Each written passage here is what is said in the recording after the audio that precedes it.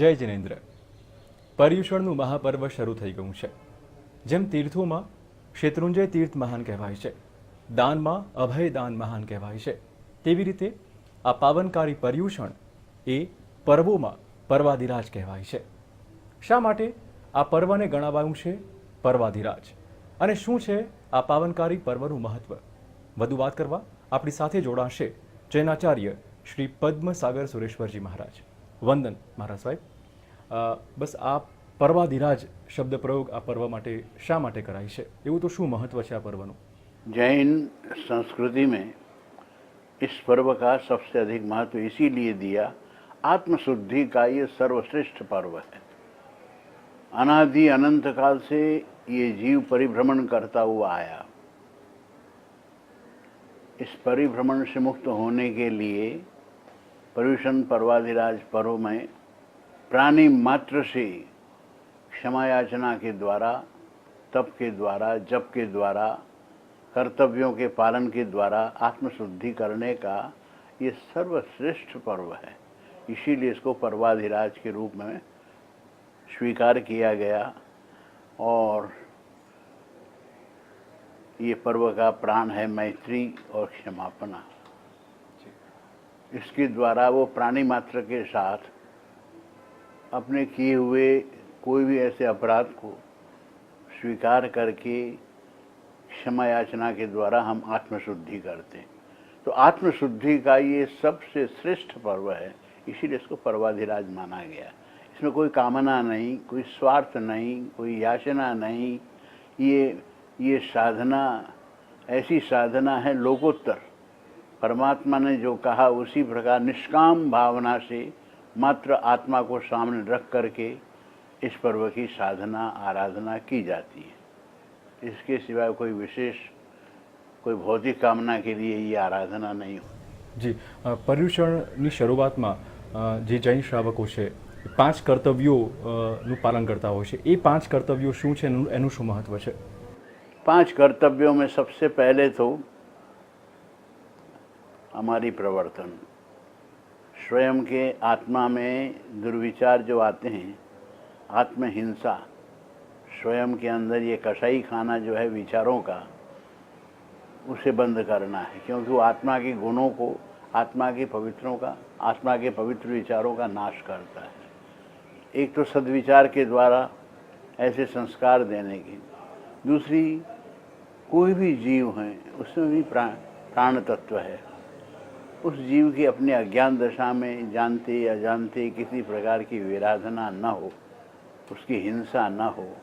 जीव मात्र जो है जीना चाहता है, अपने उसके जीवन के अंदर बाधक न बने, उनके रक्षण के लिए जो भी उपाय हो अपने करें। तो ये सबसे पहला कर्तव्य है, जीवों की हिंसा से स्वयं को बचाना। दूसरी बात, उसके बाद आता है साधर्मिक, ऐसे जो अपने समाज के व्यक्ति हैं, अपने साथ आराधना करने वाले, साधना करने वाले जो सहभागी, उनकी भक्ति करनी, उनकी किसी भी तरह की तकलीफ हो उसे दूर करने का प्रयास करना, अपनी शक्ति का सृजनात्मक उपयोग करना, बांट करके खाना, ज़रूरत से अधिक संग्रह नहीं करना। अगर पूर्व के पुण्य से अगर कुछ मिला है तो मैं उसे दे करके उस आत्मा को भी संतोष और शांति दूँ। इस भावना से ये कोई दान की क्रिया नहीं है, अपने कर्तव्य का पालन है। दान देना वो एक अलग चीज़ है। कई बार उसके अंदर अहंकार आता है कि मैं देता हूँ, वो पुण्य का नाश करता है। लेने वाले को भी शर्म में डालना, संकोच में डालना, ये दान का सही स्वरूप तो नहीं है। गुप्त दान, फॉरगिव एंड फॉरगेट, दिया और भूल गए। दिया अपना कर्तव्य समझ करके दिया, मैंने किसी पर उपकार नहीं किया, पर लेने वाला व्यक्ति मेरे ऊपर उपकार करके जा रहा है, मेरी भावना को पूर्ण करके जा रहा है। मुझे उससे आत्म शांति और समाधि मिलती है। मैंने कुछ किया, आत्मसंतोष की भावना आती है। इसीलिए दूसरा कर्तव्य है ऐसे साधर्मिक बंधु जो मेरे साथ साधना करते हों, आराधना करते हों, उनकी मैं भक्ति करूं और फिर इसे व्यापक बनाऊं, मानो सब तक पहुंचने का प्रयास करूं। तीसरा है क्षमापना। हृदय को शुद्ध करने के लिए अपने अपराध को स्वीकार करके उसकी क्षमा याचना करनी। सामने वाला व्यक्ति कदाच गलत किया हो तो भी उसे अपनी उदार भावना से उस चीज़ को भूल जाना और उस आत्मा के साथ भी अपना आत्मीय संबंध कायम करना, एक दूसरे जीव के साथ स्वयं को जोड़ना, ये क्षमा की भावना है। क्योंकि क्षमा ये हमारे पर्व का प्राण तत्व है। आत्मा की शुद्धि के बाद ये बहुत ज़रूरी है। फिर आता है चौथे कर्तव्य में अठम तप। उपवास के द्वारा अनादिकाल से हम खाते हुए चले आए, कोई मर्यादा रही नहीं।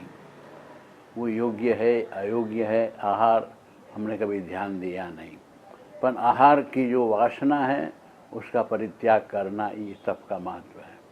पुरातन जो हम कर्म उपार्जन करके आए आहार की वासनाओं के द्वारा उसे क्षय करना, वासना को नष्ट करने की क्रिया है।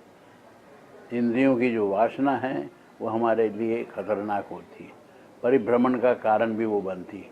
इसीलिए तब जो है वो आरोग्य की चाबी है। इच्छाओं का निरोध करना, मन की वासनाओं का निरोध करना, रोकना, वासनाओं से वासना को परिवर्तित करके उसे भावना का रूप देना, ये तप का आशय है।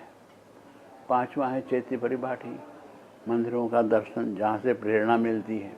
मंदिर हमारी परंपरा में हमारे इतिहास को जोड़ती है। मंदिर ध्यान के अंदर उपयोगी है। बहुत कारणों से मंदिर को बड़ा महत्व दिया गया है। ये मंदिरों के कारण ही हम टिके हैं, मंदिरों के कारण हमारा इतिहास टिका है और ये मंदिरों के कारण हमारी परमात्मा के दर्शन के द्वारा वो प्रेरणा हमें रोज़ मिलती है। एक घर में माता और पिता का अगर फोटो हो, देख करके कैसी प्रसन्नता आती है, उनके उपकारों का स्मरण अपने करते हैं।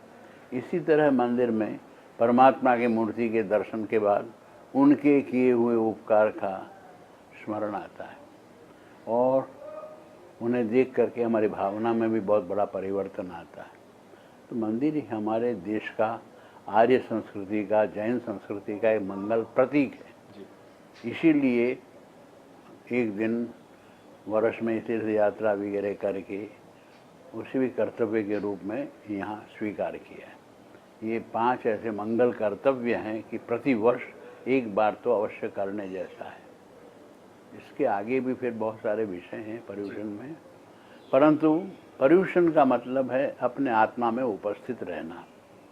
परिऊषण ये शब्द का शाब्दिक अर्थ होता है आत्मा के नज़दीक में रहना, आत्मा के वर्तुल में रहना और उपयोग की उपस्थिति उसमें होनी चाहिए। तो पर्युषण में ऐसा कोई कार्य न करें जो आत्म साधना में बाधक हो या हमारे जीवन विकास में बाधक बने। इस प्रकार से पर्युषण पर्व की आराधना की जाती है और इसीलिए इसका एक समय निश्चित किया गया, चातुर्मास, जब साधु भगवंतों की स्थिरता होती है। लोग भी ज़्यादातर बाहर की प्रवृत्ति से निवृत्त होते हैं वर्षात के कारण। बहुत सारे कारणों को लेकर ये समय निश्चित है और ये 8 दिन तो अहिंसा सप्ताह के रूप में मनाया जाए। સાહેબજી, જેમ તમે કીધું કે ક્ષમાપના એ એનું મૂળ હાર્દ છે, આત્મા સુધી પહોંચવું એનું મતલબ છે આ પર્યુષણની ઉજવણી. ખાસ બીજો દિવસ છે આજે, બીજા દિવસે શ્રાવકો શું કરી શકે આજના દિવસે? જે કર્તવ્યો બદલાયા એને સક્રિય કરવાનું, વિચાર को आचार तक पहुंचाने की क्रिया है। जी, जो कर्तव्य है, जो मेरी जानकारी में है, वो एक्शन में लाने का। आज जो मैंने सुना कि श्रावक जीवन के अंदर, गृहस्थ जीवन के अंदर ये कर्तव्य करने योग्य हैं, तो उन कर्तव्यों को सुन करके मात्र सुना इतनी, दवा का नाम लेने से बीमारी नहीं जाती, पर दवा को लेना पड़ता है, उसके साथ उसका पथ्य भी पालना पड़ता है, तब आरोग्य मिलता है। तो पर्युषण पर्व के विषय में कर्तव्यों की जानकारी ले लेने से वो कार्य सफल नहीं होता, पर उसको आचरण में उतारने का, उसके अनुसार आचार का पथ्य पालने का, जी, करने योग्य क्या है और नहीं करने योग्य क्या है, इसकी जानकारी को यदि प्रैक्टिकल बनाया जाए, विचार को आचार तक पहुंचाया जाए, तो ये आराधना साधना सफल बनती है। बाकी तो सुना हुआ तो कोई मतलब नहीं, दिमाग को लाइब्रेरी तो बनाना नहीं है, बिल्कुल। पर उसे आचरण में लाना है। और आचरण में प्रैक्टिकल इस प्रकार से लाना है कि मुझे देखकर, मेरे व्यवहार को देखकर अन्य लोग भी कुछ मेरे से प्राप्त करें, मेरे से प्रेरणा लें। इसीलिए वो आचरण का बड़ा महत्व दिया है। आप क्या जानते हैं वो मोक्ष का कारण नहीं है, आप क्या करते हैं वो महत्व का है। जानकारी उतना मूल्य नहीं रखता, आचरण मूल्य रखता है। गांधी जी अपने जीवन के अंदर जो बोलते थे उसके अनुसार उनका आचरण था। आचरण को देख करके लोग प्रभावित होते थे और उनको प्रेरणा मिलती थी। तो इसी तरह से ऋषि मुनियों का भी जीवन, साधु संतों का भी जीवन आचार प्रधान होता है। वो बोलते कम हैं और अपने आचरण की भाषा में लोगों को प्रेरणा देते हैं। कैसे चलना, कैसे बोलना, किस प्रकार लोगों से व्यवहार करना, ये हमारे आचारगत विषय हैं। बिल्कुल। इसीलिए इसका महत्व है। તો પર્યુષણનું અલગ જ મહત્ત્વ મારા સાહેબે વણ્યું. આપનો ખૂબ ખૂબ આભાર મારા સાહેબજી. પર્યુષણ એક એવું પર્વ છે, તમારા વિચારને આચારમાં મૂકવાનું, એટલે માત્ર વિચારવાનું નહીં, સારું સારું આપણે સૌ કોઈ વિચારતા હોય છે, પરંતુ એનું અમલીકરણનો જામો જો આપણે પહેરાવીએ તો જ આ પર્યુષણનું પર્વ એ સાચા અર્થમાં સાર્થક ચોક્કસ થઈ શકે છે. અમારી વિશેષ રજૂઆતમાં અત્યારે આટલું જ. જય જિનેન્દ્ર.